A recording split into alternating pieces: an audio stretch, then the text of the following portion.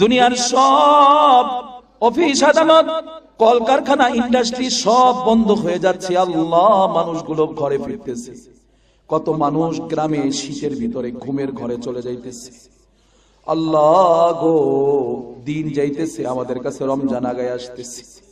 ওগো মালিক, শবে বরাত একদম কাছাকাছি, নিসফে শাবান আমাদের একদম হাতের নাগালে। মাওলা, আয় আল্লাহ, রজব মাস, শাবান মাস, বরকতি সময় মালিক। অন্যথায় আজকে জুমারাত, ইবাদতের রাতে আল্লাহ শাহী দরবারে তোমার সামনে দুটা হাত বাড়াইছি। জিন্দেগির তাবাব, জীবনের তাবাব গুলা, খাতা গুলো নিয়ে আল্লাহ, ও মালিক, জীবনে গোপনে প্রকাশ্যে জানা অজানা যতগুলা জীবনে করেছিলাম আল্লাহ, সব গুনাহগুলো লইয়া, গুনার পাহাড় মাথায় লইয়া আল্লাহ তোমার শাহী দরবারে হাত তুলেছি। মেহেরবানি করে মালিক, তুমি আমাদেরকে মাফ করে দাও। तेरे काबे को जबीनों से बसाया हमने, तेरे कुरानों को सीनों में लगाया हमने। মালিক রে, তোমার কাবাকে ভালোবাসি, তোমার কোরআনের ঘরে বসে আছি, তোমার কোরআনকে ভালোবাসি আল্লাহ। তোমার বন্ধু সবুজ গম্বুজ ওই মদিনাওয়ালাকে মহব্বত করি রে আল্লাহ। মাকে ভালোবাসি, বাবাকে ভালোবাসি, নেককার আল্লাহওয়ালা। আয় আল্লাহ, এই জমিনে কত আল্লাহর গোলাম, তোমার নেককার গোলাম চলে গেল কত কিছুদিন আগে। আমার প্রাণের মানুষ জুলফিকার আহমদ নকশবন্দি রাহমাহুল্লাহ। ওগো মালিক, কুতুবউদ্দিন কাকি রাহমাতুল্লাহ আলাইহি, এই জমিন বাংলার জমিন, হাফিজ জুজুর রাহমাতুল্লাহ আলাইহি, শাহ মাকদুম, শাহ আমানত, আয় আল্লাহ, সুফিয়ান সৌরি, বিশর হাফি, ফুজাইল ইবনে আয়াজ, মালিক ইবনে দিনার। আলম ইয়ানি লিল্লাযীনা আন তাখশা কুলুবুহুম লিযিকরিল্লাহ।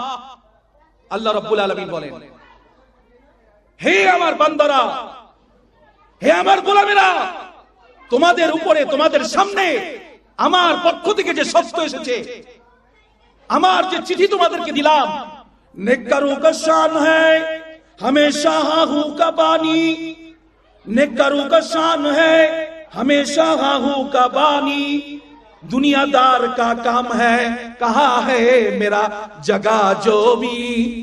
দুনিয়াদারের কাছে যায় দেখেন, খালি দলিল নিয়ে পেরেশান আছে, অথচ নিচের লুঙ্গি খুলে দিতেছে, অথচ কোমরে এখন আর আগের মতো টাইট করেও বেল দিয়েও প্যান্ট থাকতেছে না, অথচ গালের চামড়া আস্তে আস্তে, আপনি দেখবেন বৃদ্ধ মানুষ বৃদ্ধ হয়ে গেলে গালের চামড়া ঝুলে পড়ে কিনা।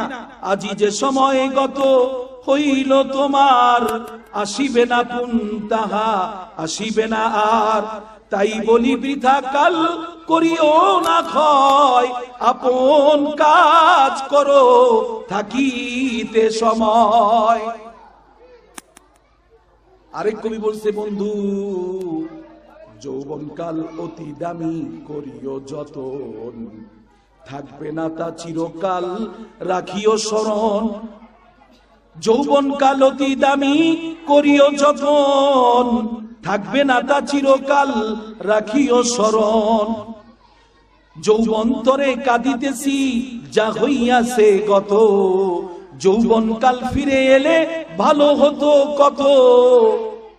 যৌবনকাল ফিরে এলে কারো একবার, যৌবনকাল ফিরে পাওয়া দুরূহ ব্যাপার। আলহামদুলিল্লাহি ওয়া কাফা ওয়া সালামুন আলা ইবাদিহিল্লাযীনা ইসতাফা, আম্মা বা'দ, ফাউযু বিল্লাহি মিনাশ শাইতানির রাজীম। বিসমিল্লাহির রাহমানির রাহিম। وقال تعالى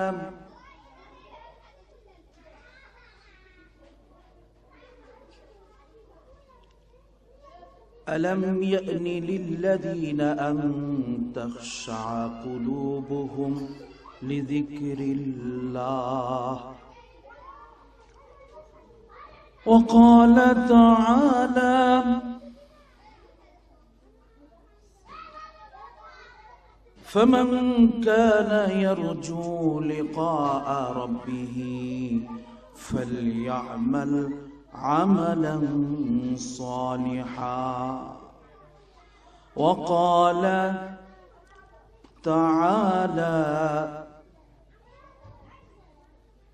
إن الله وملائكته يصلون على النبي يا أيها الذين آمنوا صلوا عليه وسلموا تسليما আমরা সকলে মহব্বতে একবার দরুদ ইব্রাহিম পড়ি আল্লাহুম্মা সাল্লি আলা মুহাম্মাদিন ওয়া আলা আলি মুহাম্মাদ কামা সাল্লাইতা আলা ইব্রাহিম ওয়া আলা আলি ইব্রাহিম ইন্নাকা হামিদুম মাজিদ اللهم بارك على محمد وعلى آل محمد كما باركت على إبراهيم وعلى آل إبراهيم إنك حميد مجيد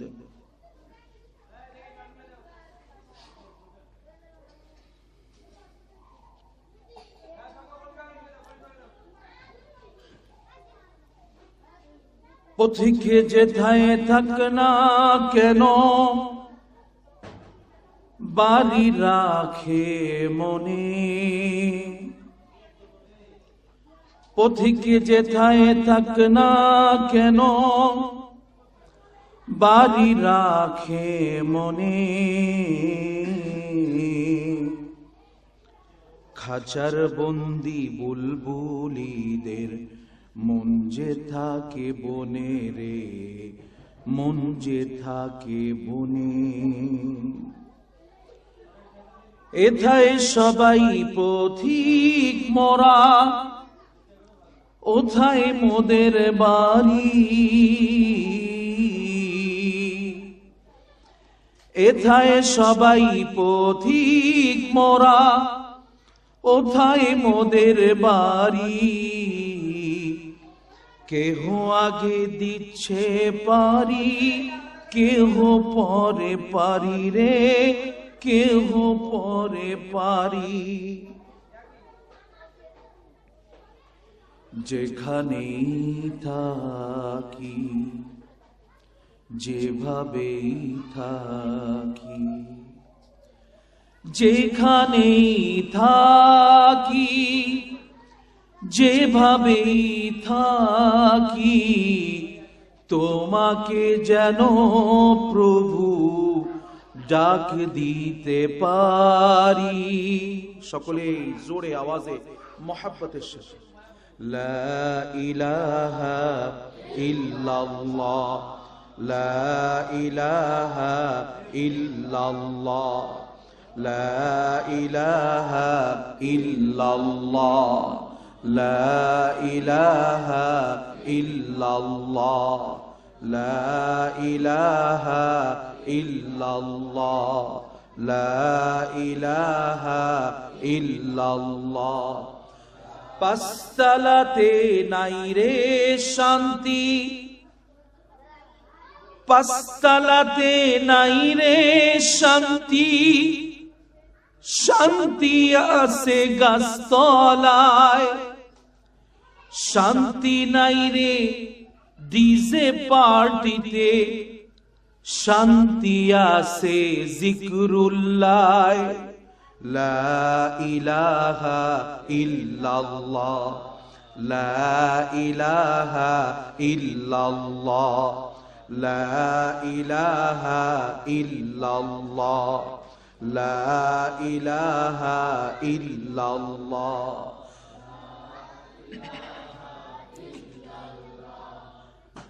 যার হৃদয়ে আছে আল্লাহর ভয়,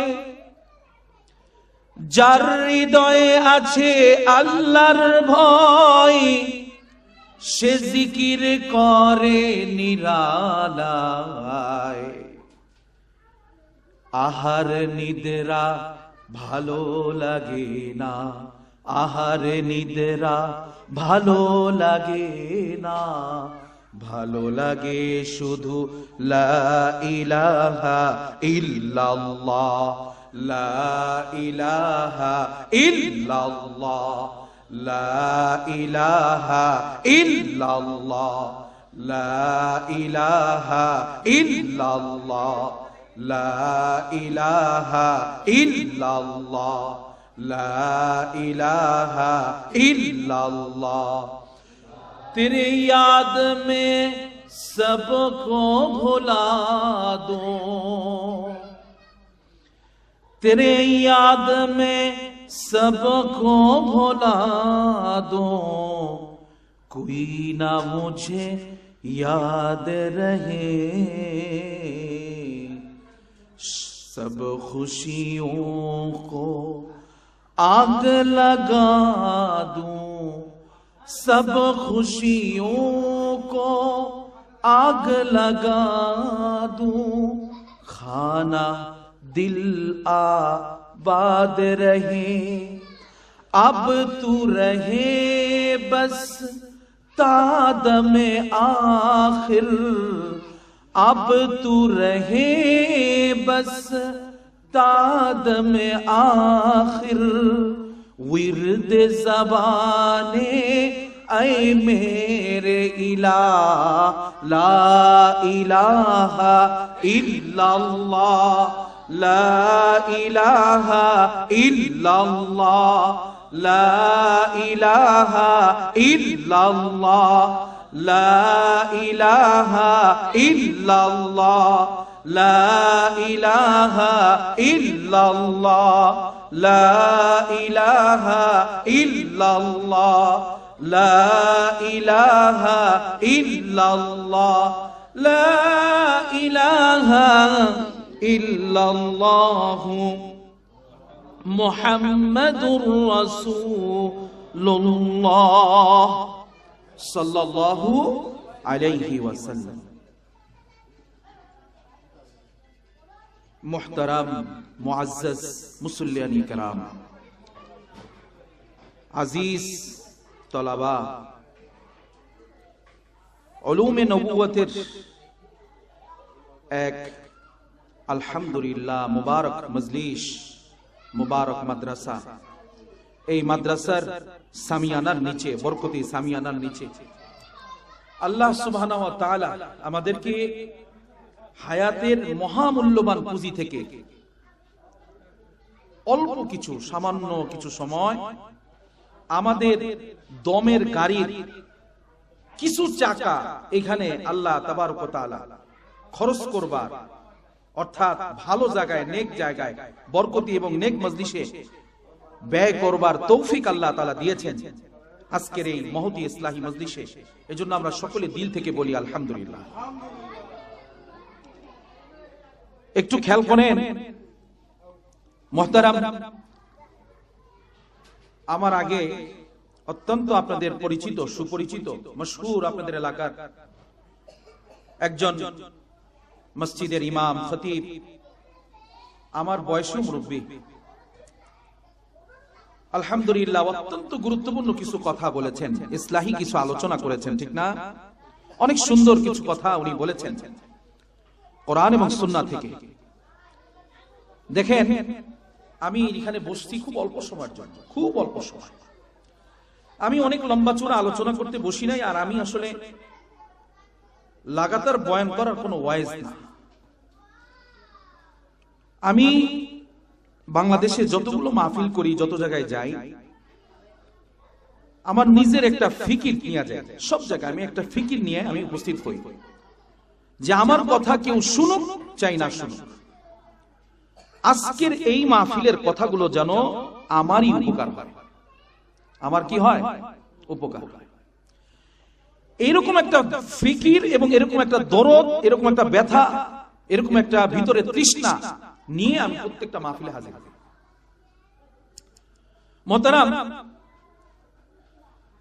আমার কথা অল্প সময়, আমি বেশি লম্বা আলোচনা করব না, কিন্তু আমি একটা মুজাকারা করতে চাই।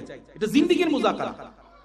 আমাদের আত্মশুদ্ধির আজকের এই প্রোগ্রাম, ইসলাহী প্রোগ্রামে আমাদের জীবনের উপর একটা মুজাকারা হয়।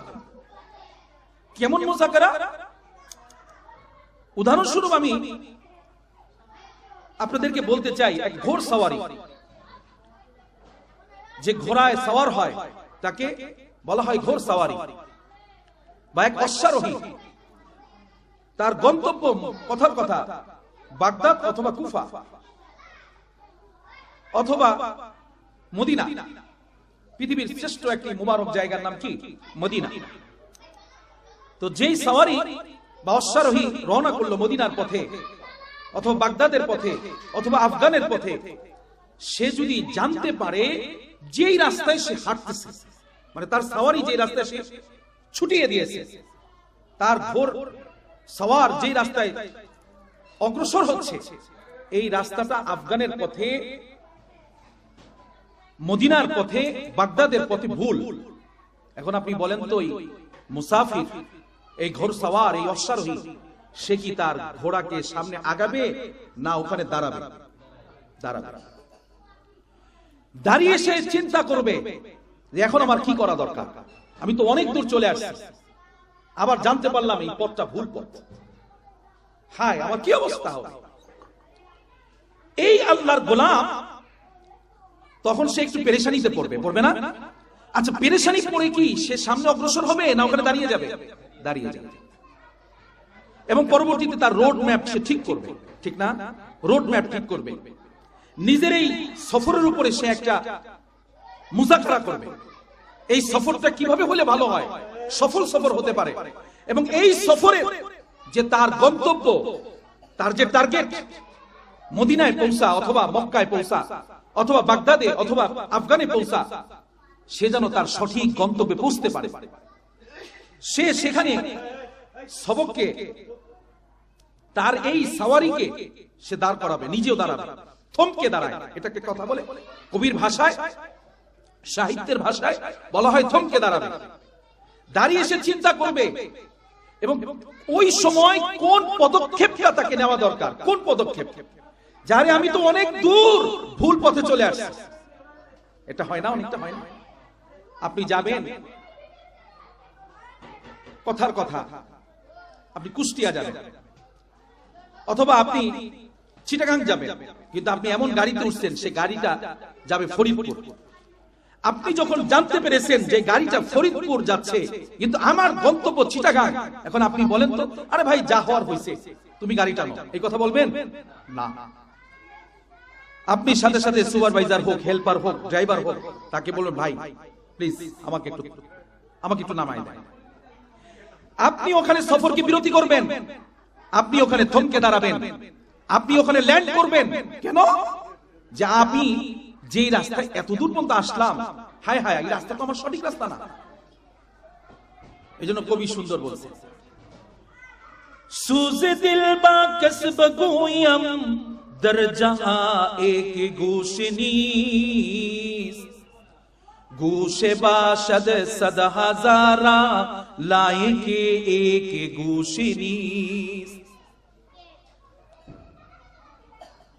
যার ভিতরে বিবেক আছে, যে পাগল না, যে প্রতিবন্ধী না, যে বধির না। ভাই, প্রতিবন্ধী কিন্তু অনেক প্রকার হয়। যে লোকটা চোখে দেখে না তাকে আমরা বলি দৃষ্টি প্রতিবন্ধী। যে লোকটা হাঁটতে পারে না তাকে আমরা বলি সে হাঁটতে পারতেছে না, তার পায়ের ক্ষেত্রে সে প্রতিবন্ধী।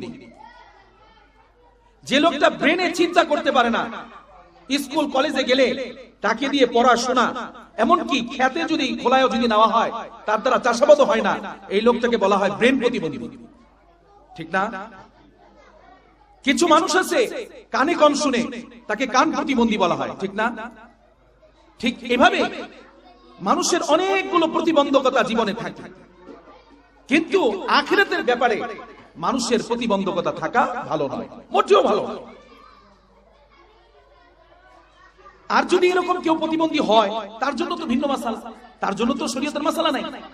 যে একদমই প্রতিবন্ধী, ব্রেন প্রতিবন্ধী, তার জন্য কি নামাজ ফরজ? না। তার জন্য আখিরাতে হিসাব নিকাশের বিষয় কি আল্লাহ পাক কঠোরতা দিবেন? না।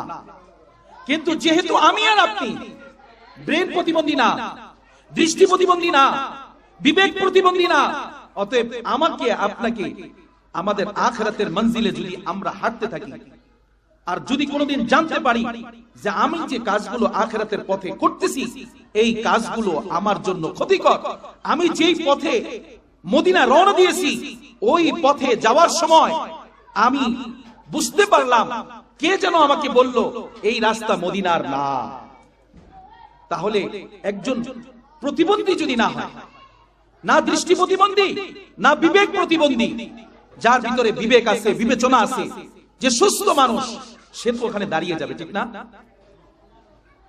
এই কথাটাই কবি ভাবে বলছেন যে পৃথিবীতে বহু মানুষের কান আছে, কিন্তু সবাইকে দিয়ে সব কথা সে শ্রবণ করতে পারে না। আবার সবাই সব আওয়াজ শুনে, এই যে মাইকের আওয়াজ যতদূর যাচ্ছে, আজকের এই মাহফিলের আমার পূর্বে যে বরকতি মেহমান কথা বলেছেন, আমি যে কথা বলতেছি, এই মাইকের আওয়াজ যতদূর যাচ্ছে সবারই কানের ভিতরে, অনেকের কানের ভিতরে আওয়াজ যাবে, কিন্তু সবাই এইখান থেকে কথা নিতে পারবে না। কারণ কি? কিছু না কিছু প্রতিবন্ধকতা আছে। এই জন্য কবি সুন্দর বলছেন যে কান তো আছে অনেক, মানুষ তো আছে অনেক, কিন্তু বুঝার, কথার উপলব্ধি করার, বুঝে শুনে পথ অতিক্রম করার মুসাফির তার সংখ্যা বড় কম, বড়ই কম। নবীজি বলছেন দুনিয়া সিজনুল মুমিন ওয়া জান্নাতুল, নবীজি সাল্লাল্লাহু আলাইহি ওয়াসাল্লাম বলছেন মুমিনের জন্য এই দুনিয়াটা হলো জেলখানা। আপনি বলেন তো, জেলখানায় আসামি কি বেখেয়ালে থাকে না হুঁশে থাকে? হুঁশে থাকে, বেখেয়ালে থাকে না। সে জানতে পেরেছে যে তার অমুক দিন তার সাজা মওকুফ করা হবে, ওটার অপেক্ষায় থাকে। আবার যখন ফাঁসির আসামি হয়, সে জানতে পেরেছে অমুক দিন তার মৃত্যুদণ্ড কার্যকর করা হবে, তার জন্য সে প্রহর গুনতে থাকে। খাবে সামনে যদি বাসা থেকে অথবা এই কারাগারের কোন প্ল্যাটফর্ম থেকে যদি সুস্বাদু অনেক দামি ভালো খাবার তার সামনে উপস্থিত হয়, সে কি লোকমা খেতে পারে? কারণ ফাঁসির আসামি জানে তার মাত্র অল্প কয়েকদিন বাকি আছে, তারপরে তার ফাঁসি কার্যকর হবে। এখন তার দুনিয়াতে থাকাটা মরে যাওয়ার থেকেও আরো বেশি কষ্টকর। প্রতিটা মুহূর্ত সে একটা যন্ত্রণার ভিতরে আছে। তো আমার কথা বলার উদ্দেশ্য হলো, যে আল্লাহর গোলাম জানতে পেরেছে যে আমি যে মঞ্জিলের দিকে হাঁটতেছি, আমি যে গাড়িতে উঠেছি, আমি যে ঘোড়সওয়ারি, যেই পথে আমার ঘোড়াকে ছুটিয়েছি, এই রাস্তাটা মদিনার পথে, আমার গন্তব্যের পথে ভুল, সে সেখানে দাঁড়িয়ে যায়। আমার আজকের আলোচনার বিষয় হচ্ছে আমাদের জীবনের একটা মুজাকা। এই কথাটা আপনি স্মরণ রাখবেন, আমার জীবনের, আপনার জীবনের একটি মুজাকা। আলোচনা তো অনেক হচ্ছে, আপনি মাফ করবেন, কষ্ট নিবেন না। আমি আসার সময় কমাস কম রাস্তার দুই পাশে, এই আপনাদের এই জায়গা পৌঁছা পর্যন্ত কম করে হলো 5টা মাহফিল দেখেছি। তো আমার ভাই, পৃথিবীতে অনেক পানি আছে, আছে না?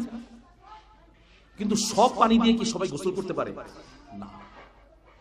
আবার অনেক আল্লাহর এমন গোলাম আছে যে বছর চলে যায় গোসলই করে, আছে না?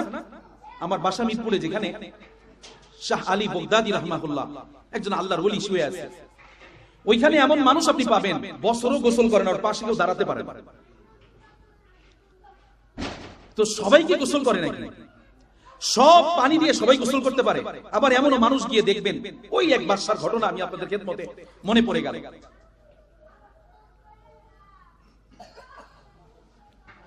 এক অসম্ভব এলাকার ভিতরে থাকে এরকম, আপনারা আপনাদের এলাকায় খেয়াল করবেন, পাগল। পাগলের জন্য একটু আগে বলছি, কোনো মাসালা নাই। এক মহিলা অসম্ভব পাগল নেই, আপনারা কি বলেন? পুরুষ হইলে পাগল বলেন, মহিলা হইলে পাগল নেই বলেন, তাই না?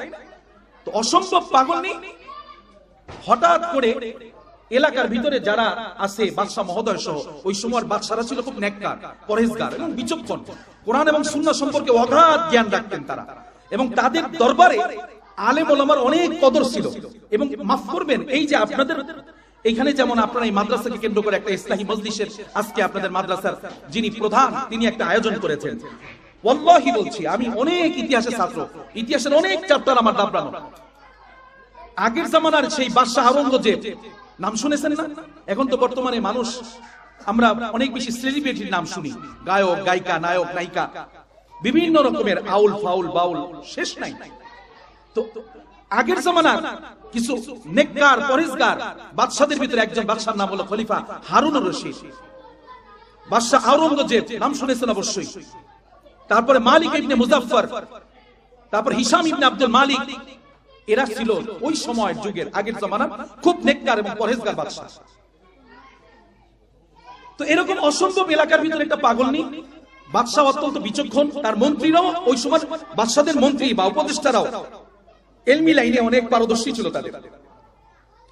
কোন জাহেলকে তারা উপদেষ্টা বানাতেন না। তো এক বাদশা গিয়ে দেখলো হঠাৎ করে সকালবেলা উনি মর্নিং ওয়াক করতেছে, অথবা সুবহে সাদিক ফজরের নামাজের পর আমরা একটু হাঁটাহাঁটি করি না, শরীরের এক্সারসাইজ করি, উনি ওইভাবে করতেছে। হঠাৎ করে দেখে যে প্রতিদিন যে পাগলনিটা গাছের পিছনে নিচে বসে থাকতো রাস্তার পাশে, ওই পাগলনিটা ওখানেই বসে আছে। মাগা আজকে কেমন যেন তার মুখ থেকে কেমন যেন একটা অবস্থা, লালা পড়তেছে অথবা বমি করতেছে ইত্যাদি। আর তার পেটের দিকে বোঝা যাচ্ছে যে এই পাগলনির পেটের ভিতরে সন্তান আছে। কি বুঝলেন? অসম্ভব পাগলনি, তার তো কোথাও বিয়েও হয়নি, কিন্তু সেই পাগলনির পেটে সন্তান সম্ভাবনা, সে অন্তঃসত্ত্বা, তার পেটে সন্তানের আভাস পাওয়া যাচ্ছে, দেখে অনুমান করা যাচ্ছে। তো বাদশাহ নামদার ওনার মন্ত্রীর সাথে একসাথে হাঁটতেছিলেন। আমরা সাধারণত দেখবেন আমাদের মিরপুর 1 নম্বরে পাশেই আছে শহীদ বুদ্ধিজীবী গোরস্থান, ওখানে বহু মানুষ সকালে বাপ ছেলে একসাথে হাঁটে। তো বাদশাহ আর বাদশার মন্ত্রী একসাথে হাঁটতেছে সকালবেলা। হঠাৎ করে মন্ত্রীকে বলল, মন্ত্রী খেয়াল করছো এই পাগলনির পেটে সন্তান, ব্যাপারটা কি? এই পাগলনির সাথে ঝামেলা করলো কে? যখন এটা বলছে, আমি একটা জিনিস বুঝাইবার জন্য, আগের দিনের বাদশাদের বিচক্ষণতা দেখেন, মন্ত্রীদের বিচক্ষণতা দেখেন, এই ঘটনার ভিতরে তার উপলব্ধি আছে। তো দেখলো যে যখন মন্ত্রীকে এই কথা বলছে, মন্ত্রী চিন্তা করলো, হ্যাঁ হযরত জাহাপনা কথা তো ঠিক, তোমাকে একটা দায়িত্ব দিলাম। বাদশাহ মন্ত্রীকে দায়িত্ব দিয়েছে, যেমন আমাদের দেশের রাষ্ট্রপ্রধান অনেক সময় পুলিশ প্রশাসনের প্রধান যিনি, র‍্যাব যিনি, চিতা কোবরা এদের প্রধান যারা, অথবা আর্মির প্রধান যারা, সেনাবাহিনী নৌবাহিনী, এদেরকে একটা জিম্মাদারি দেয় না? রাষ্ট্রীয় হয়ে যে সামনে নির্বাচন আসছে, তো এরকম একটা দায়িত্ব দিয়েছে যে তোমার একটা দায়িত্ব, এই অসম্ভব পাগলনির সাথে কে ঝামেলা করেছে ওই লম্পট কুলাঙ্গারকে তুমি বের করবে। তো দেখেন আগের দিনে রাজা বাদশাদের যারা মন্ত্রী ছিল, উপদেষ্টা ছিল, কি পরিমাণ বেনি তারা। তো উনি বাস লোক লাগাই দিচ্ছে, নিজেও পর্যবেক্ষণ করতেছে, মনিটরিং করতেছে যে কে এর সাথে ঝামেলা করতে পারে। তাই উনি একদিন সকালবেলা ওনার কাছে দায়িত্ব দেওয়া হয়েছে, জিম্মাদারি দেওয়া হয়েছে, গোয়েন্দা সংস্থার পুরা প্রধান ওনাকে জিম্মাদারি দেওয়া হয়েছে যে আপনি এটাকে গোয়েন্দাগিরি করবেন, মনিটরিং করবেন এবং আপনার গোয়েন্দা রিপোর্ট আমার সামনে উপস্থাপন করবেন। বাদশা বলছেন যে এই পাগলনির সাথে কে এই ঝামেলাটা করবে। যখন এটা বলছে, তো উনি খুঁজতে খুঁজতে খুঁজতে হঠাৎ করে একদিন ফজরের নামাজের পরে হাঁটতেছে অন্য এক রাস্তা দিয়ে, হঠাৎ করে দেখে যে ড্রেনের পানি যাচ্ছে। ড্রেনের পানি কি ভালো পানি না ময়লা পানি? ময়লা পানি। ওই ময়লা পানির ভিতরে, ওই রাস্তার ভিতরে এক যুবক, তার পায়ের মধ্যে বৃষ্টি পড়েছে হালকা বা কাদা হয়েছে, ওই কাদা তার পায়ে লেগেছে। পাটার জুতাটা বেশ দামি, ভালো দেখতে, মান ভালো। তার শরীরের সুট টুটু মাশাআল্লাহ, তার শরীরের কাপড় আবরণ চেহারা ছবি দেখতে ভালোই দেখা যায়। ওই কাদা যখন তার জুতায় লেগেছে, ওই জুতাটাকে কাদা থেকে, মানে জুতা থেকে কাদাটাকে সাফ করবার জন্য ওই ড্রেনের পানি দিয়ে সে ধুইতেছে। উনি অনেকক্ষণ এর সমস্ত কিছু পর্যবেক্ষণ করেছেন, করে গিয়ে বাস কলার করেছেন, এই তুই চল আমার সাথে। কোথায়? আমি কি অপরাধ করছি? আমরা তো আমাদের দেশে যারা দেখবেন আসামি, তারা ওরা এমন ভাব নেয় যে সে কিছু করেই, আমাদের দেশে এটা আছে। ওই বাচ্চারা এরকম ভাব নিচ্ছে, ভাই স্যার আমি কি করছি, মন্ত্রী সাহেব আমি কি করছি, এরকম একটা ভাব সে নিয়েছে। আপনি তুই কি করছো এটা পরে বের হবে, তুই চল আগে বাদশার কাছে। এরে যখন ধরে বাদশার কাছে নিয়ে হাজির করছে, বাদশা বলে হযরত, বাদশা জিজ্ঞাসা করছে মন্ত্রীকে, এই মন্ত্রী কি খবর, আমার এই পাগলনি, আমার রাষ্ট্রের যে পাগলনি, অসম্ভব পাগলনি, অন্যায় ভাবে অপরাধের এই অপরাধ কে করলো, বের করেছো? কয় হুজুর এই যে আসামি হাজির সামনে। কয় তুমি কিভাবে তারা ধরলা? দেখতে তো পুরো রাজপুত্রের মতো, তবে উনি শুকরিয়া আদায় করছেন আলহামদুলিল্লাহ। আমাদের আগের দিনে বাদশাতে একটা সিস্টেম ছিল, নিজের সন্তান যদি নেক কাজ করতো তাহলে শুকরিয়া আদায় করতেন আলহামদুলিল্লাহ, আর নিজের সন্তান যদি অন্যায় করতো নিজ হাতে শাস্তি দিতেন। শুধু তাই না, ইনসাফ গার ছিল তো, তারা ইনসাফ কায়েম করতেন। আর দ্বিতীয়ত হচ্ছে তারা যদি দেখতেন যে কেউ অন্যায় করেছে কিন্তু নিজের খানদানের নিজের বংশের কেউ না, তখন তাদের বংশ মর্যাদার ব্যাপারে তারা গৌরবান্বিত হয়ে আল্লাহর দরবারে শুকরিয়া আদায় করতেন, আলহামদুলিল্লাহ মালিক আমার সন্তান না, কিন্তু দেখতে তো অনেক সুন্দর সুশ্রী, দেখতে বাদশাহী একদম রাজপুত্রের মতো দেখা যায়।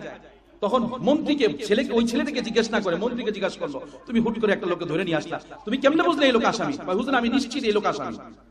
এই লোকই ওই বাদীর সাথে এই অসম্ভব পাগলনির সাথে ঝামেলা করেছে। তখন বাদশা বললেন, ওর বিচার তো অবশ্যই করব, তুমি আগে তোমার কাছে যে তথ্য উপাত্য ডকুমেন্ট এটা আমার সামনে পেশ করো।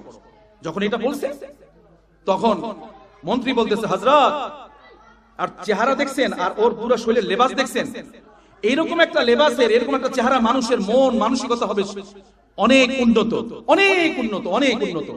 সে ড্রেনের পানিতে পায়ে জুতাতে কাদা লাগছে, এইটাকে সে ধোয়ার জন্য ড্রেনের পানিতে পা ঢুকিয়ে দিতে পারে।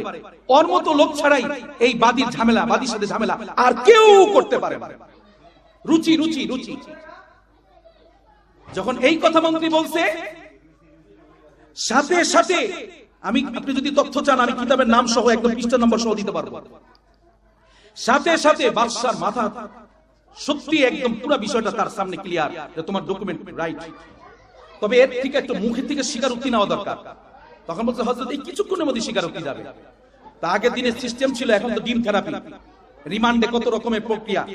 আগের দিনের সিস্টেম ছিল হাতের ভিতরে, এই হাতের ভিতরে গাছের উপরে হাত রেখে সুই দিয়ে আঘাত করা হতো, এক একটা সুইয়ের আঘাতে খবর বের হয়ে আসতো।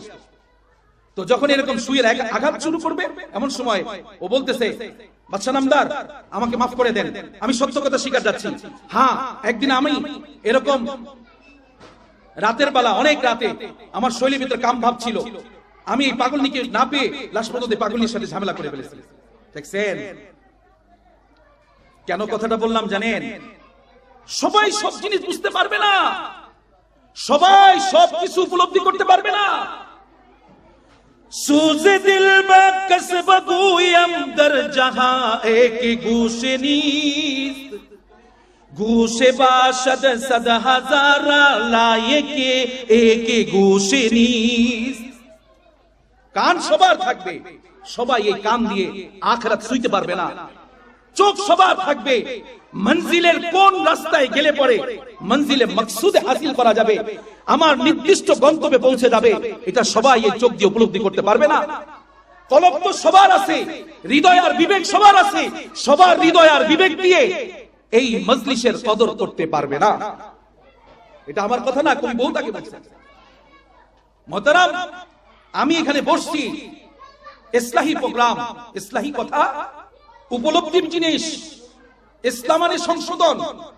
নিজে যদি 50 বছর ওয়াজ শুনলেন কিন্তু আপনি কিছুই নিতে পারলেন না, আপনার ভিতরে ফিকরে আখিরাত আসলো না, আপনি আপনার মঞ্জিল এখন ঠিক করতে পারেন নাই, আপনি কোথায় ছিলেন আর কোথায় আছেন, ভবিষ্যতে কোথায় থাকবেন? আরে ভাই, আপনি তো প্রতিবন্ধী। যদি এমন কেউ হয়, এই কথা যদি সে মনে করে যে আমি আজকে দুনিয়ায় আসি, খাও লাও ফুর্তি করো, মৌজার মাস্তি করো, না, এই দুনিয়া এটার জন্য আল্লাহ পাঠানো নাই। আমি কোরআনে কারীমের একটা আয়াত পড়েছি, আলাম ইয়ানি লিল্লাযিনা আন তাখশা কুলুবুহুম লিযিকরিল্লাহ। আল্লাহ রাব্বুল আলামিন বলেন, হে আমার বান্দারা, হে আমার গোলামেরা, তোমাদের উপরে, তোমাদের সামনে আমার পক্ষ থেকে যে সত্য এসেছে, আমার যে চিঠি তোমাদেরকে দিলাম, আল্লাহ আমাদেরকে একটা চিঠি দেন নাই? কোরআনে কারীম কি আল্লাহর চিঠি না? এই জন্য কোরআনে কারীম যে পড়ে, এই যে মজলিস, এই যে মাদ্রাসা, এটা কোরআনের মাদ্রাসা, আল্লাহর চিঠির এখানে বান্দার সাথে নিসবত আর সম্পর্কের একটা মাধ্যম, একটা দ্বার এই আল্লাহর গোলামরা খুলেছে। এখন যদি আমি আল্লাহর চিঠি উপলব্ধি না করতে পারি, তাহলে আমি সত্যি হতভাগা কিনা? সত্যি হতভাগা। আল্লাহ বলেছেন, আমার পক্ষ থেকে তোমার সামনে যে সত্য এসেছে, এই সত্য পাওয়ার পরে আমি মালিক অনেক নিদর্শন তোমার সামনে রেখেছি, এগুলো সব কিছু আজকের এই মাহফিল নিদর্শন। হ্যাঁ, এই সব কিছু তোমার সামনে আসার পরে তুমি যদি তোমার হৃদয়ে উপলব্ধি করতে না পারো, তোমার ভিতরে যদি তোমার মালিকের স্মরণ জাগ্রত এখনো না হয়, এখনো যদি সেই সময় না আসে যে তোমার মালিকের কথা শুনলে পরে তোমার হৃদয় কেঁপে ওঠে, তাহলে তুমি মনে রেখো অনেক অতীতের দিকে তাকাও। আল্লাহ তাবারক ওয়া তাআলা হাবিবুল্লাহ, হাবিবে কিবরিয়া মুহাম্মদুর রাসূলুল্লাহ সাল্লাল্লাহু আলাইহি ওয়াসাল্লামকে দিয়ে আমাদের অতীতের অনেক নবীদের ঘটনা শুনিয়েছেন, শোনার নাই? কোরআনে কারিমে শুনিয়েছেন। কেন শুনিয়েছেন? আজকে খেয়াল করেন, আমি যদি ইসলামী মজলিসে বসেছি, এই যে জুলেখা, এটা কি? এটা জুলেখা। আমার হাতে যে মোবাইলটা দেখতেছেন, জুলেখা। আজকে আমাদেরকে ইউসুফ আলাইহিস সালাম আর জুলেখার ঘটনা কোরআনে কারিমে আল্লাহ বর্ণনা করেন নাই? পৃথিবীর ইতিহাসে কোরআনে কারিমের সবচেয়ে জামিল ঘটনা, সবচেয়ে জামিল, এর চেয়ে জামিল ঘটনা আর হয় না। ইউসুফ আলাইহিস সালাতু ওয়াস সালাম, ওনার সামনে জুলেখা নিজের সৌন্দর্য প্রদর্শন করে নাই? করেছিল। কিন্তু ইউসুফ আলাইহিস সালাম কি সেই দিকে উনি পা দিয়েছিলেন? ঘোড়সওয়ারি, ওনার সওয়ারি কি উনি চালিয়েছিলেন? ওনার ঘোড়সওয়ারি আখিরাতের মঞ্জিলে কি ওই নারীর সাথে উনি সখ্যতা করেছিলেন? না, উনি আল্লাহর দিকে দৌড় দিয়েছিলেন, আল্লাহর দিকে দৌড় দিয়েছিলেন। এই জন্য রাতে যত যুবক আমাদের এই বাংলার বুকে যারা ফেসবুক চালায়, ইউটিউবে অযথা স্ক্রলিং করে, সময় নষ্ট করে ইন্টারনেটে, ডিভাইস আর অ্যাপস এর জামানায়, খোদার কসম বললাম, যারা ফ্রি ফায়ার আর পাবজি খেলতেছে, তারা জুলেখা নিয়ে ব্যস্ত আছে। এইটা ইউসুফ আলাইহিস সালামের মিশন ছিল না, কোন নবীর মিশন এটা ছিল না। নবীদের মিশন ছিল পৃথিবীতে সবচেয়ে সফল ব্যক্তি তারাই যারা আল্লাহর পক্ষ থেকে হেদায়েত প্রাপ্ত, এবং তাদের হেদায়েতটা চূড়ান্ত হেদায়েত। কখনো সেখানে গোমরাহির এক সোয়া, একটা টাচ সেখানে যাবে না। তারাই হলো পৃথিবীর সবচেয়ে শ্রেষ্ঠ আল্লাহর গোলাম, নবী আলাইহিস সালাতু ওয়াস সালাম। এজন্য আমার ভাই মনে রাখবেন, তাদেরকে আমরা ফলো করতেই হবে, ফলো করতে হবে না?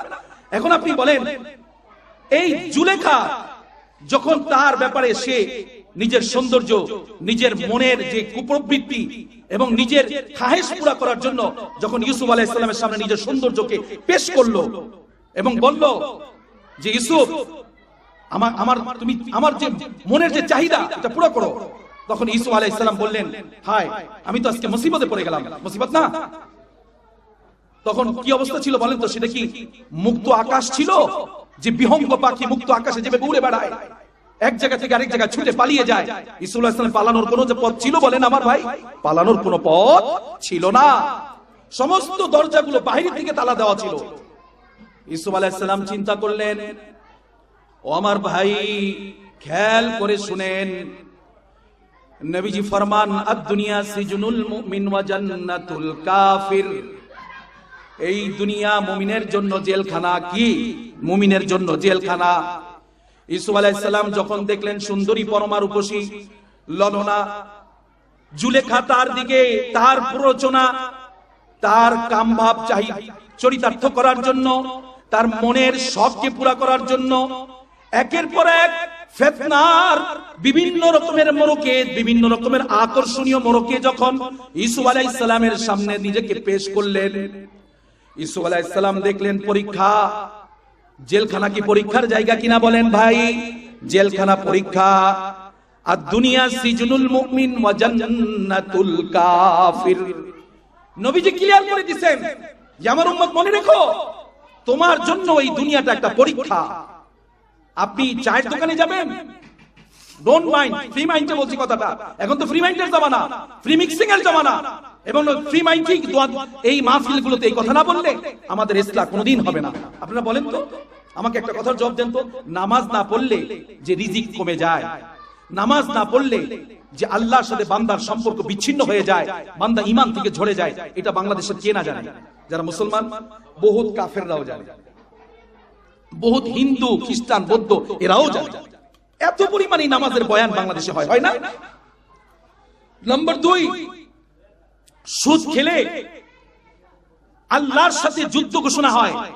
এই কথা বাংলার জমিনে কোন মুমিন বান্দা, ইমানদার বান্দা জানে না? এমন কি কোন বান্দা আছে? আমার তো ধারণা নাই। নম্বর 3, জুয়া খেললে আল্লাহ পাকের পক্ষ থেকে চরম পর্যায়ের আযাব নেমে আসে বান্দার উপরে, বিশেষ করে কিস্তি। সারা বাংলাদেশ ভরে গেছে কিস্তিতে। আগে একটা জামানা ছিল দানের থেকেও বেশি কর্জে হাসানা দেওয়া হইতো, কারণ কর্জে হাসানা দানের থেকেও বেশি সওয়াব। এমন এক জামানা আসছে এখন দান তো উঠেই যাচ্ছে, কর্জে হাসানার এই সিস্টেমটাও আস্তে আস্তে বন্ধ হয়ে যাচ্ছে, হচ্ছে না? বরং আপনি আমার কদিন আগের একটা তাজরিবা বলি।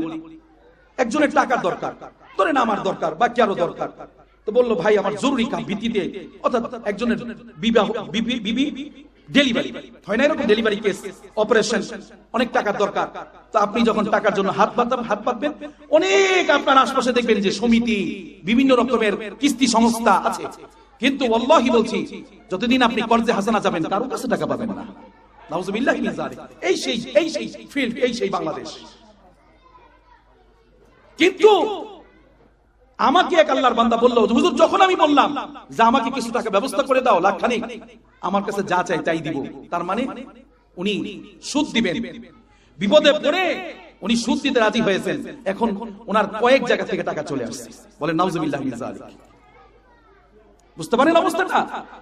অথচ যতদিন পর্যন্ত আল্লাহর গোলাম কর্জে হাসানা যারা দেয় আর যে নেয়, এই দুইজনের ভিতরে এমন এক সম্পর্ক স্থাপন করে দেন আল্লাহ তাআলা। এবং যে বান্দা কর্জে হাসানা দেয়, যতক্ষণ পর্যন্ত ওই কর্জে হাসানা যে বান্দা নিয়েছে সে ফেরত না দেওয়া পর্যন্ত সে যে সবর ইখতিয়ার করে, সে যে ধৈর্য ধারণ করে, প্রতিটা মুহূর্ত তার আমলনামায় অসংখ্য নেকি আল্লাহ জমা করে দেয়। সুবহানাল্লাহ।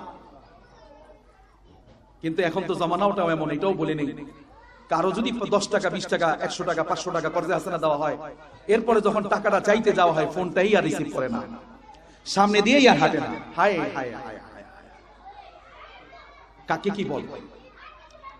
তো কেন বললাম এই কথাটা, খুব বোঝার চেষ্টা করেন আমার মুহতারাম। আমি অল্প সময়ের মধ্যে আলোচনা শেষ করে দিব।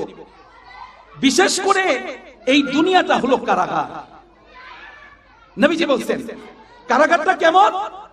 এই দুনিয়ার ভিতরে যদি আপনি সৎভাবে কিছু করতে চান তাহলে দেখবেন আপনার অনেক প্রতিবন্ধকতা, কিন্তু অনেক অসৎ লাইন আছে।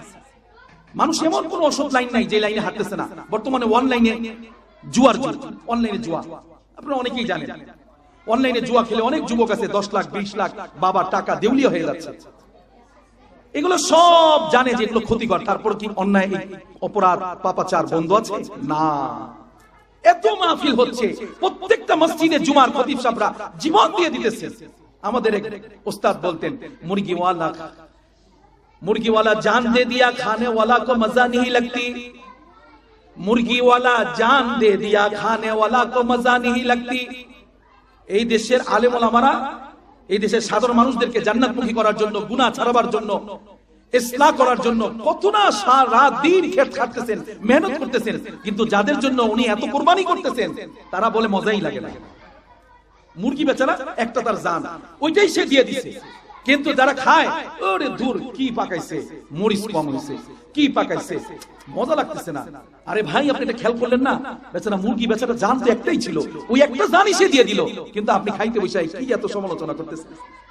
খানার আইব দোষ তালাশ করা, নবীজি বলছেন এটা হারাম। আপনার ভালো লাগতেছে না, আপনি অন্য কাউকে দিয়ে দেন বা হাত দিয়ে উঠে যান, এইটা একটা আমল। আমার দাদা ইসলাহি মজলিসে কেন বসা জানেন? সবাই জানে নামাজ না পড়লে জাহান্নামে জ্বলতে হবে 2,88,000 বছর, এটা সবাই জানে। এই ওয়াজ অনেকে দাঁড়ায় দাঁড়ায়, নিজে তো নামাজ পড়েই না, আরেকজনকে নামাজ পড়ার জন্য ডাকবে সেটা তো না, বরঞ্চ একজনকে টিস্কারি করে, তুই তো নামাজ পড়স না, তুই জানোস কত বছর জাহান্নামের আগুনে থাকবি। মজা করতেছে, জাহান্নাম নিয়ে মজা করতেছে। না দাদা, যতই মহব্বত থাকুক, আপনি যদি এই বিষয়গুলো আপনার ভাই ব্রাদার বন্ধু বান্ধব যাকেই বলেন মজা করে বলবেন না, ঈমান চলে যাবে। দিনই কোনো বিষয় নিয়ে যদি কেউ মজা করে তার ঈমান চলে যায়, তার স্ত্রী তালাক হয়ে যায়। এই কাজ আমরা ভুলেও করবো না, বরং নিজে নামাজ পড়বো।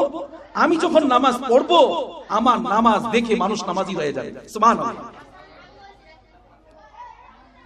আমি একটা ঘটনা আপনাদের খেদমতে আরজ করব যে আসলে নামাজ দেখে নামাজি হয় কিনা, দিনদারি দেখে সমাজের ভিতরে পরিবর্তন হয় কিনা। আপনি দেখবেন অনেক যুবক আছে সারা বছর হাউজির দোকানে দৌড়াইছে, জুয়া খেলছে, তাস খেলছে, বন্ধু বান্ধব বাউন্ডেল বন্ধু বান্ধবদের সাথে চলাফেরা করছে, কিন্তু হঠাৎ করে দেখবেন 3 দিনের তাবলীগের গাড়ি নিয়ে বাস ইজতেমা থেকে অথবা যে কোনো মানুষের তশকিলের মাধ্যমে আলহামদুলিল্লাহ দিনের রাস্তা চলে গেছে।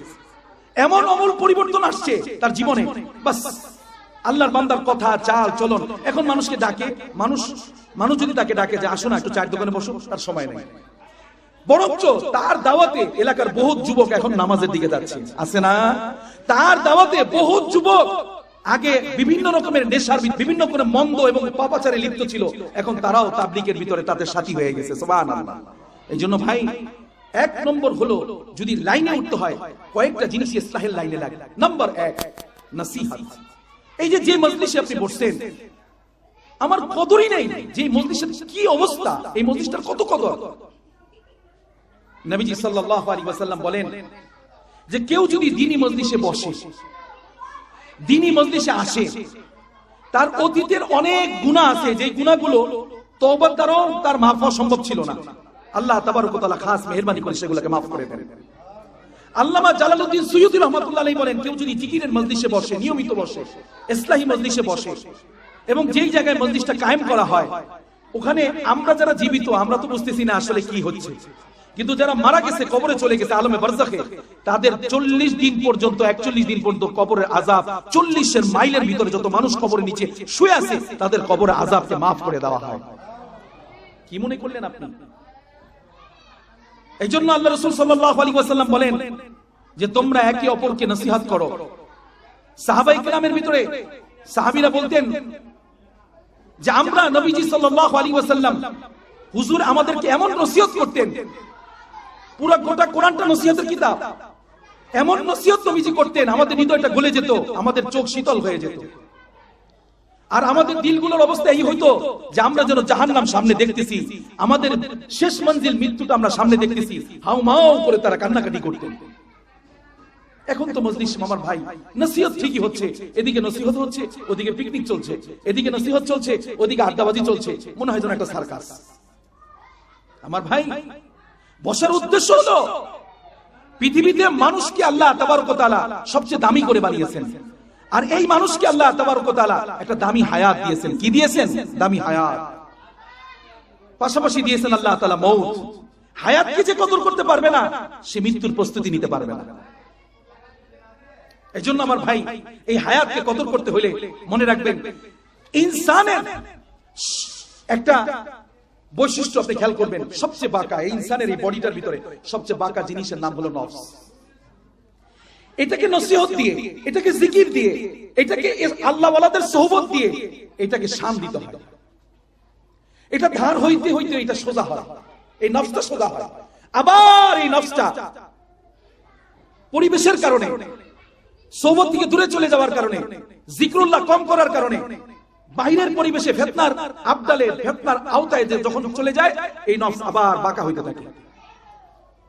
এজন্য আপনার নাম শুনেছেন আবু আব্দুল্লাহ আন্দালুসি রাহমাতুল্লাহ আলাইহি, অনেক বড় জবরদস্ত আল্লাহ ওয়ালা বুজুর্গ, কিন্তু নিজে শেষ সময় আল্লাহর পক্ষ থেকে তার উপর পরীক্ষা চলে আসছে, নফসের পরীক্ষা। তো বলতেছিলাম যে আমার ভাই ইউসুফ আলাইহিস সালামের জন্য নফসের পরীক্ষা। সাইয়েদুনা ইউসুফ আলাইহিস সালাম দেখলেন সব দরজা বন্ধ, আর এদিকে জুলেখা সব দিক থেকে সব দরজা বন্ধ করে এবার তার নিজের পরিপূর্ণ সৌন্দর্য, সর্বোচ্চ সৌন্দর্য দেহে যা আছে সব পেশ করেছে। কেসা পরীক্ষা। এখন আপনি বলেন ইউসুফ আলাইহিস সালাম যে জুলেখার এই পরীক্ষার মধ্যে পড়লেন, সেই জায়গাটা তো উন্মুক্ত খোলা আকাশ না, এটা তো বন্দিশালা, ঠিক না? কিন্তু তাই বলে তিনি জুলেখার দিকে অগ্রসর হয়েছেন না বন্দিশালার শিকল ভাঙার দিকে, শিকলকে ভেদ করার দিকে অগ্রসর হয়েছেন? শিকলকে ভেদ করার দিকে অগ্রসর হয়েছেন। তিনি ভাঙবেন না, তিনি বলেন আমার কাজ আমি দৌড় দিব, দৌড়।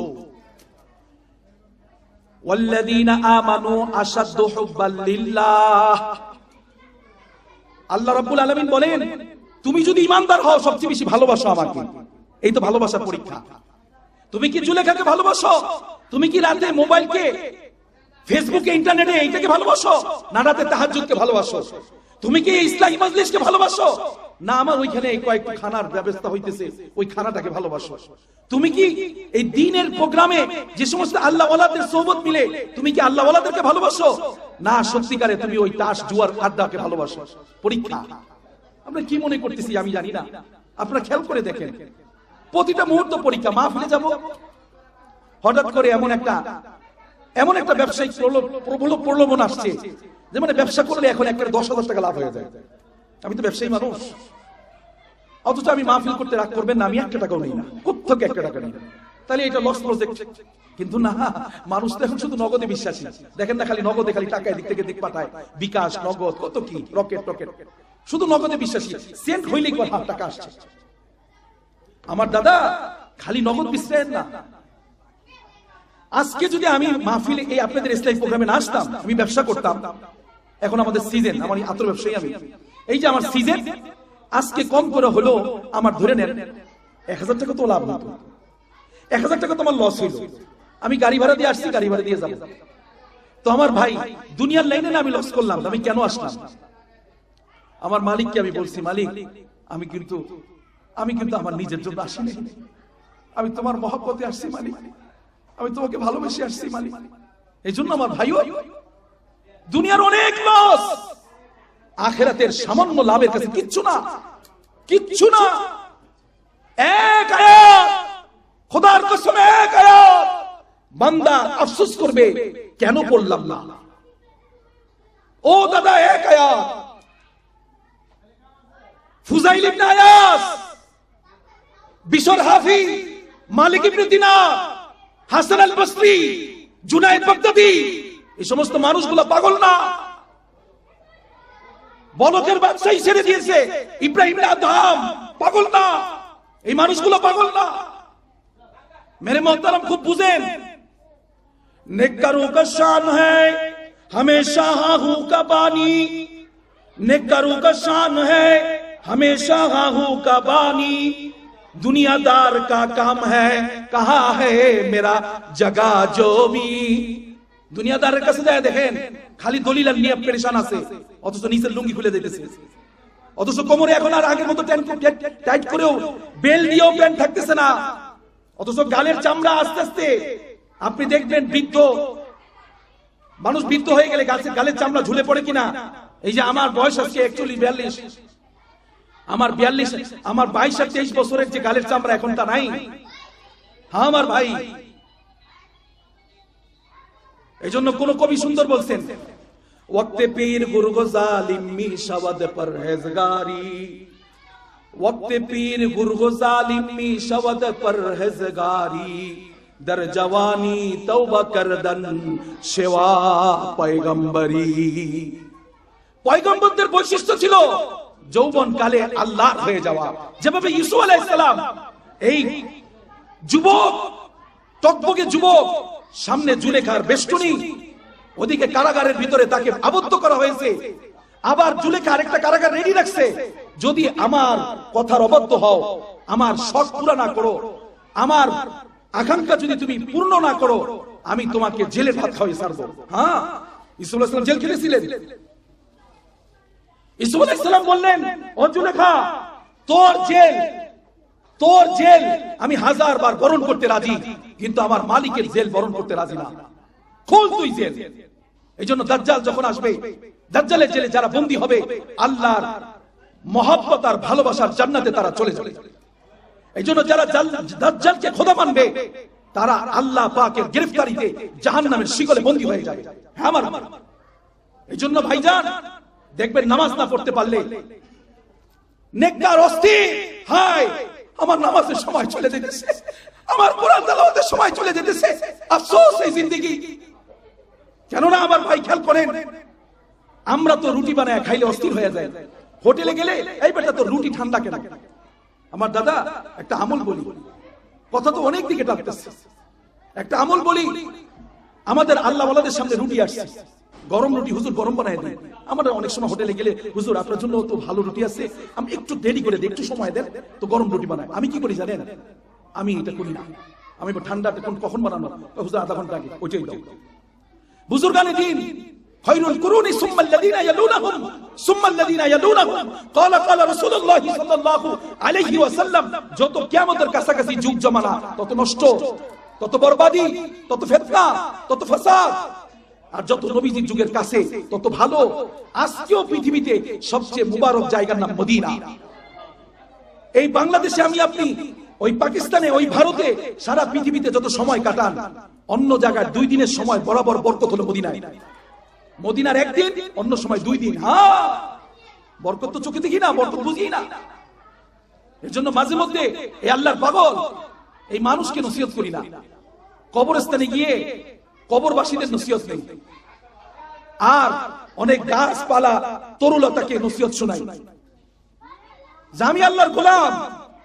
জীবনে যেন এমন হয় আমার যে আমি নামাজ পড়তে পড়তে আল্লাহর কাছে চলে গেছি, আমি জিকির করতে করতে আমার মালিকের সামনে সান্নিধ্যে আমি হাজির হয়ে গেছি, আমি সেজদারত অবস্থায়, অনেক আল্লাহ ওয়ালা সেজদার অবস্থা মারা গেছি।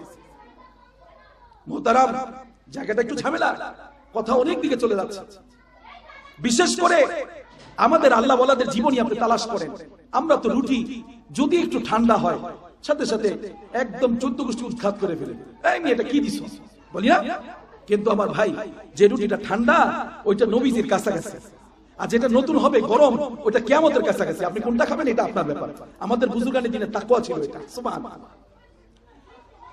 তো আল্লাহর গোলাম যাদের নাম আমি আপনাদের খেদমতে বললাম না, এদের একজন বুজুর্গ আল্লাহ ওয়ালা, তাকে বলছে হযরত আপনি কি সব সময় দেখি বুলগেরি ছাতু, আপনারা ছোটবেলায় অবশ্যই অনেকে খেয়েছেন, বুলগেরি খাইছেন না, ছাতু খাইছেন না, অনেক শরীরের জন্য কিন্তু উপকারী। এই ছাতু দিয়া উনি শুধু গোলায়া বাস খেয়ে ফেলে, এরপরে বাকি সময় ইবাদত, বন্দেগী, জিকির, তাসবিহ, তাহলিল। ওই যে একটু আগে আমার হুজুর বয়ান করছেন সময়কে কদর করেন।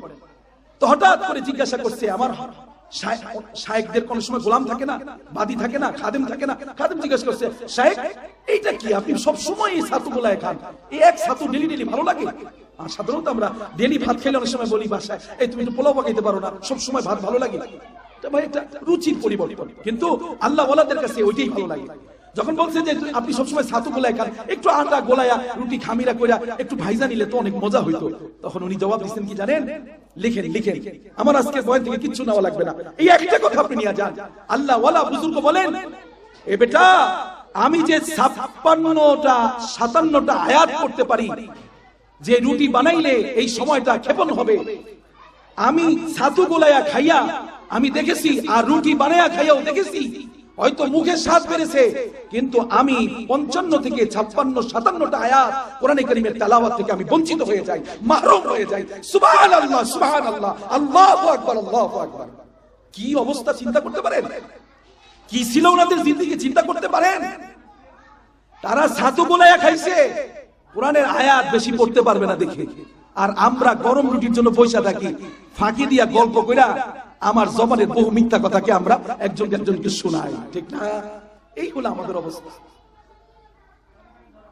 মুহতারাম, আলোচনার শেষ পয়েন্টে চলে এসেছি। দাদা মনে রাখবেন, হায়াত বড় দামি। কোন কবি এভাবে বলেছেন, খেলায় মজিয়া শিশু কাটাইও না বেলা, সময়ের প্রতি কবু করিও না হেলা। আজি যে সময় গত হইল তোমার, আসিবে না পুন তাহা আসিবে না আর। তাই বলি বৃথা কাল করিও না ক্ষয়, আপন কাজ করো থাকিতে সময়। আরেক কবি বলছে, বন্ধু যৌবনকাল অতি দামি করিও যতন, থাকবে না তা চিরকাল রাখিও স্মরণ। যৌবনকাল অতি দামি করিও যতন, থাকবে না তা চিরকাল রাখিও স্মরণ। যৌবন্তরে কাঁদিতেছি যা হইয়াছে গত, যৌবনকাল ফিরে এলে ভালো হতো কত। যৌবনকাল ফিরে এলে কারো একবার, যৌবনকাল ফিরে পাওয়া দুরূহ ব্যাপার। কারো যদি যৌবনকাল চলে যায়, ফিরে আর আসছে কেউ এরকম না, পরীক্ষা। সাইয়েদুনা ইউসুফ আলাইহিস সালাম তিনি দৌড় দিলেন, ওয়াল্লাযীনা জাহাদু ফিনা লানাহদিয়ান্নাহুম সুবুলানা। আল্লাহ বলেন, তুমি আমার পথে চেষ্টা করো, আমি তোমাকে রাস্তা দেখাবো। ইন্নাল্লাহা লাআল মুহসিনিন, মুহসিন বান্দা যারা, তারা আল্লাহর দিকে দৌড় দেয়। কোথায় দৌড় দেয়? আল্লাহর দিকে দৌড় দেয়। এই জন্য দেখবেন দুনিয়ার মধ্যে দুইটা কিন্তু গ্রুপ। কয়টা গ্রুপ? দুইটা। একটা গ্রুপ দুনিয়া নিয়ে ব্যস্ত, সারাদিন খেলতেছে, ফুটতেছে, আনন্দ, মৌজ মাস্তি, এটার মধ্যেই তার সুখ। আর আল্লাহর কিছু গোলাম আছে। গতকালকে রাতে আমি রাত তখন অনেক ধরে নেন আমি 3টা বাজে উঠেছি গতকালকে রাতে। নিয়ত ছিল 2 রাকাত তাহাজ্জুদ পড়বো, কিছু সময় আল্লাহকে ডাকবো, আমার মালিককে ডাকবো। সারাদিন ব্যস্ততার কারণে মালিককে ডাকতে পারি না, মজা ভরে প্রাণ ভরে মালিককে ডাকার সুযোগ হয় না। দুনিয়া আমাকে এমনটা গ্রেফতার করেছে। তো রাতে যখন আমি উঠছি দেখি যে পাশে খুব দূরে না অদূরেই ডিজে গান বাজতেছে, হয়তো বিয়ের অনুষ্ঠান বা কোনো একটা ফাংশনিং প্রোগ্রামে চলতেছে। ওই গানের আওয়াজ বারবার আমার কানে আসতেছে, কিন্তু বিশ্বাস করে আমি জিকিরে যে মজা পাইছি ওই মজা ওই গানওয়ালারা পাই নাই, সম্ভবই না। আমি রাতে আল্লাহকে ডাকতেছি, রাতে কালকে বলতেছি মালিক আমি আজকে একটা জিনিস দেখবো, আমি তো ডাকতে ডাকতে ফজর পর্যন্ত তোমাকে ডাকবো, তোমার গোলাম নাকি ফজর পর্যন্ত ডাকতে পারে কিনা দেখি। দেখি যে 3:30 বাজছে পরে চিৎপটাং কাই গান বাজনাটা সব বন্ধ। গোপন খবর বলি, যারা দিনের বেলা আল্লাহর নাফরমানিতে লিপ্ত থাকে রাতে তাদেরকে তাহাজ্জুদ পড়ার সুযোগ আল্লাহ দেন না। আল্লাহর 2টা ফেরেশতা কাফেলা আছে। কয়টা? 2টা ফেরেশতার কাফেলা আছে দাদা। একটা ফেরেশতার কাফেলা সারা দুনিয়ার ভিতর রাতের বেলা বিচরণ করে। কোথায় তাহাজ্জুদ গুজার বান্দা শুয়ে আছে তাকে উঠায়া দেয়। আমার বেগম বলে আমি কিছু আয়াত আছে এটার আমল করে। আমার বেগম আমার চেয়ে অনেক আমলওয়ালা। আমলগুলা কয় আমি আমলগুলো শুয়ে পড়লে জানো আমাকে বলে, জানো আমি যখন এই আমলগুলো করে শুই তো আমাকে তুমি নাই বাসায়, তুমি তো মাহফিলে চলে গেছো, কে জানো তাহাজ্জুদের সময় 4টা বাজে, শীতের দিনে তো তাহাজ্জুদটা একটু লেট করে পড়া যায়, হ্যাঁ যেহেতু ফজর একটু লেট করে হয়, তো 4টা বাজে আমার কলিং বেল টিপ দিয়েছে। আমি মনে করছি তুমি আসছো। পরে আমি গিয়ে কে বলি উঠে না, আমি পরে ওযু করে নামাজে দাঁড়াই গেছি। সুবহানাল্লাহ সুবহানাল্লাহ। যাকে মালিক ভালোবাসে তাকে তো এইভাবেই প্রতিদান দেয়। ও বন্ধু বলতেছিলাম জানি না আর কোনদিন এখানে আসা হবে কিনা জানি না। আল্লাহ রাব্বুল আলামিনের এই জমিনের উপরে 2টা ফেরেশতা আছে, 2 ধরনের ফেরেশতা আছে রাতে কাজ করে। এক ধরনের ফেরেশতারা রাতে দেখে কারা কারা তাহাজ্জুদ পড়ে সারা রাত। গতকালকেও পড়েছে, গত বছরও পড়েছে, 2025-এও পড়েছে, 2024-এও পড়েছে, 2023-এও পড়েছে। রাতের তাহাজ্জুদ শুনলে তাদের দিলে আগুন লেগে যায়।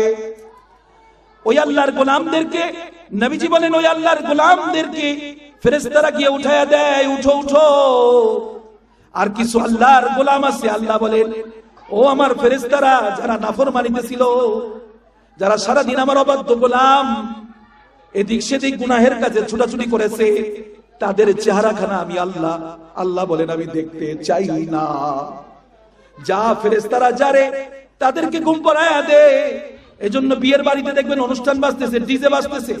ওই যে গতকালকে প্রমাণ। ঠিক খেয়াল করে দেখবেন যখন তাহাজ্জুদের সময় হয়ে যায় আস্তে করে সাউন্ড অফ। কিছুক্ষণ পরে গিয়ে বাড়িতে নক করবেন, হাতুড়ি দিয়া আটকি যাবে, দুর্মুজ দিয়া পিটাবেন, এরপরও টের পাবে না। কারণ হলো ফজরের নামাজ জামাতে পড়া ভাইজান কপাল। এটা আল্লাহর রহম ছাড়া সম্ভব না। जो कुछ हुआ है करम से तेरे, जो कुछ होगा तेरे करम से होगा। আল্লাহর রহম ছাড়া বান্দা গুনাহ থেকেও বাঁচতে পারে না, আল্লাহর রহম ছাড়া বান্দা নেক আমলও করতে পারে না। মোহতারাম, ওই 2 ধরনের ফেরেশতারা এক ধরনের বান্দাদেরকে ঘুম থেকে জাগায় তাহাজ্জুদের জন্য, আরেক ধরনের বান্দাদেরকে ঘুম পড়ায়া দেয়। নাফরমান তুই, তোর চেহারা মালিক দেখতে চায় না রে। এরকম কিছু গোলাম আছে। ঠিক এরকম আরশে 2টা দরজা আছে। কয়টা? আল্লাহর বান্দা মুমিন বান্দা 2টা দরজা আছে। এক দরজা দিয়ে যখন মুমিন বান্দা ইন্তেকাল করে মারা যায় তখন ওই আল্লাহর গোলামের জন্য 2টা আরশের দরজা কান্না করতে থাকে। সকলে বলেন সুবহানাল্লাহ। একটা দরজা দিয়ে মুমিন বান্দার জন্য রিজিক নামে রিজিক, আল্লাহর পক্ষ থেকে রিজিক নামে। আরেকটা দরজা দিয়ে বান্দার নেক আমল পৌঁছে। এই যে আমরা বসেছিলাম কিছু সময় আল্লাহর জন্য বসেছিলাম। কার জন্য বন্ধু? আল্লাহর জন্য বসেছিলাম। আমাদের এই বসাটার নেক আমলগুলো ওই এক দরজা দিয়ে আল্লাহ পাকের কাছে, আমাদের মালিক আরশের কাছে, আমাদের মালিক রব্বে করিমের কাছে, আরশের মহল্লায় আল্লাহ পাকের কাছে পৌঁছে যায়। আরেকটা দরজা দিয়ে আমাদের কাছে হালাল রিজিক চলে আসে। বন্ধু, নেককার গোলাম যখন মারা যায় আরশের ওই 2 দরজা আল্লাহর গোলামের জন্য কান্না করতে থাকে। ওই দুইটা দরজা আল্লাহর জন্য কাজ, আল্লাহর বান্দা, আল্লাহর গোলাম যারা আল্লাহর কাছে পেয়ারা তাদের জন্য কাজ। বন্ধু, এমন একজন গোলামের নাম বাদশাহ হারুনুর রশিদ। হারুনুর রশিদের মাত্র 18 বছরের একটা যুবক বালক, আল্লাহর গোলাম, সারাদিন নেককারদের সাথে ঘুরে বেড়ায়, নেক মজলিসে, জিকিরের মজলিসে সময় কাটায়। ওই যে হাসান আল বসরি রাহমাহুল্লাহ বলেছেন, কারো যদি দিল কঠোর হয়ে যায়, কারো যদি দিল থেকে ফিকরে আখিরাত বের হয়ে যায়, সে যেন তার ঘোর সওয়ারি জিকিরের পাশে লাগায়া দেয়। কারণ জিকিরের এই পথ নিঃসন্দেহে আল্লাহকে পাওয়ার পথ, ইসলাহি মজলিসের এই পথ নিঃসন্দেহে কাবাওয়ালার পথ, মদিনাওয়ালার পথ। কেউ যদি আমার ভাই কোরআনে কারীম রাতে তেলাওয়াত করে চোখের পানি ঝাড়ে, ওই 18 বছরের যুবক বাদশাহ হারুনুর রশিদের ছেলে প্রতি রাতে নামাজে কোরআন পড়ে, দাঁড়িয়ে দাঁড়িয়ে কোরআন পড়ে, বসে বসে কোরআন পড়ে, বিভিন্ন জায়গায় বসে বসে কোরআন পড়ে। কারণ যেই জায়গাগুলোতে আমি নেক আমল করেছি বন্ধু, ওই জায়গাগুলো আমার ব্যাপারে আল্লাহর কাছে সাক্ষী দিয়ে দিবে। সুম্মা লাতুসআলুন্না ইয়াওমাইদিন আনিন নাঈম। আল্লাহু আকবার, আল্লাহু আকবার।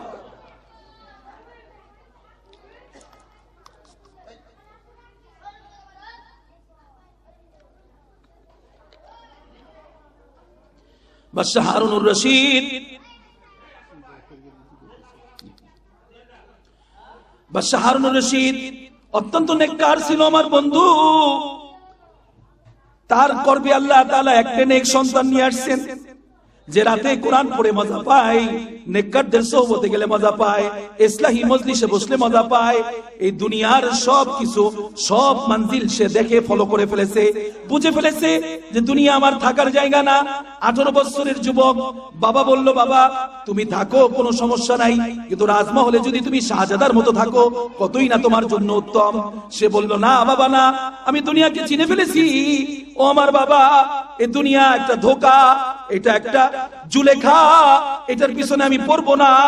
এই জন্য সে তার বাবার সাথে বলল, বাবা রে, তোমার জন্য তোমার এই রাজপ্রাসাদ মোবারক হোক। বাবা রে, আমি আজকে থেকে রাজপ্রাসাদ ছেড়ে দিলাম। বলখের বাদশা যেভাবে রাজপ্রাসাদ ছেড়ে দেয়, দেখবেন যারা প্রেমিক, আখিরাতের প্রেমিক, আল্লাহর প্রেমিক, আল্লাহর গোলাম, আখিরাতের প্রেমিক, তারা দুনিয়ার মৌজ মাস্তি তো দূরের কথা, সাদামাটা জীবন বেছে নেয়, সাদামাটা জীবন। কারণ তারা ঘোর সওয়ারি অন্যদিকে ঘুরাইতে চলাইতে ছুটাইতে রাজি না। এই জন্য আমার ভাইয়া, কথা লম্বা করতে পারলাম না, আল্লাহ যদি আবার কখনো নিয়ে আসে, মজলিসটাকে সুন্দর করার চেষ্টা করবেন। এটা আপনাদের কাছে আমার হাত জোর করে দাবি, যে এখানে কথা বললে আশপাশে চিল্লাচিল্লি হলে কথার নূর হারিয়ে যায়, কথার মৌজু অন্যদিকে চলে যায়, বিভিন্ন দিক থেকে কথা ডিস্টার্ব হতে থাকে। এই জন্য আমার ভাই, দ্বীনি মজলিসের একটা বরকত হলো এবং আদব হলো মজলিসে জমে বসে থাকা। তখন আমার আপনার যে কথাগুলো লাগবে, মুবারক যে মেহমান, ওই মেহমানের জবান থেকে আল্লাহ মুবারক কথাগুলো বের করে দেন। আল্লাহ তাবারক ওয়া তাআলা, আজকে আর সময় হলো না, কারণ আমার ফিরে যেতে হবে। আমার ভাই, আমার বাসা সেই গাবতলী অর্থাৎ দিয়াবাড়ি। আমার দাদা অল্প সময় যে কথাগুলো বলেছি, আমরা ঘোর সওয়ার দুনিয়াতে, মনে রাখবেন আমরা একটা মঞ্জিল অতিক্রম করতেছি, পুরাটাই দুনিয়ার হায়াত, কারো 60, কারো 70, কারো 40, কারো 50, কিন্তু মনে রাখবেন আসার সিরিয়াল আছে, যাওয়ার কিন্তু কোনো সিরিয়াল নাই। প্রস্তুতি যদি না নেন, আবার দুনিয়ায় ফের আসতে পারবেন আমি আর আপনি, তার সম্ভব না। এই জন্য জীবন ওয়ান টাইম, মনে রাখবেন সিদ্ধান্ত এখনই নিতে হবে, আমরা যেন আমাদের এই জীবনটাকে সেই নেককার গোলামদের মতো, যারা এই দুনিয়ার জীবনে নিজেদের মঞ্জিলকে ঠিক করে তারপরে ঘোর সওয়ারি হই, আখিরাতমুখী ঘোর সওয়ারি হয়েছেন এবং ঘোড়াকে ছুটিয়েছেন। আল্লাহ তাবারক ওয়া তাআলা সেইভাবে আমাদের এই জীবনকে চালানোর এবং এই জীবনকে আখিরাতমুখী করে, এই জীবনটাকে ইসলাহ করে, সংশোধন করে, নেক আমলে সুসজ্জিত হয়ে আল্লাহ ওয়ালাদের সোহবত দ্বারা নুরানি এক জিন্দেগি আল্লাহ তাআলা ধারণ করে আমাদেরকে দুনিয়ার সমস্ত ফিতনা ফাসাদ থেকে বেঁচে আল্লাহকে পাওয়ার, দিদার হাসিল করার তৌফিক আল্লাহ তাআলা দান করুন। সকলে বলি আমিন। ওয়া আখির দাওয়ানা আনিল হামদুলিল্লাহি রাব্বিল আলামিন। আল্লাহু আকবার। আমরা সকলে দরুদ শরীফ পড়ি। আল্লাহুম্মা সাল্লি আলা সাইয়্যিদিনা ওয়া নাবিয়িনা ওয়া শাফিঈনা ওয়া হাবিবিনা ওয়া মাওলানা মুহাম্মদ সাল্লাল্লাহু আলাইহি ওয়া আলা আলিহি وأصحابه وبارك وسلم. اللهم صل على سيدنا ونبينا وشفيعنا وحبيبنا ومولانا محمد صلى الله عليه وعلى آله وأصحابه وبارك وسلم.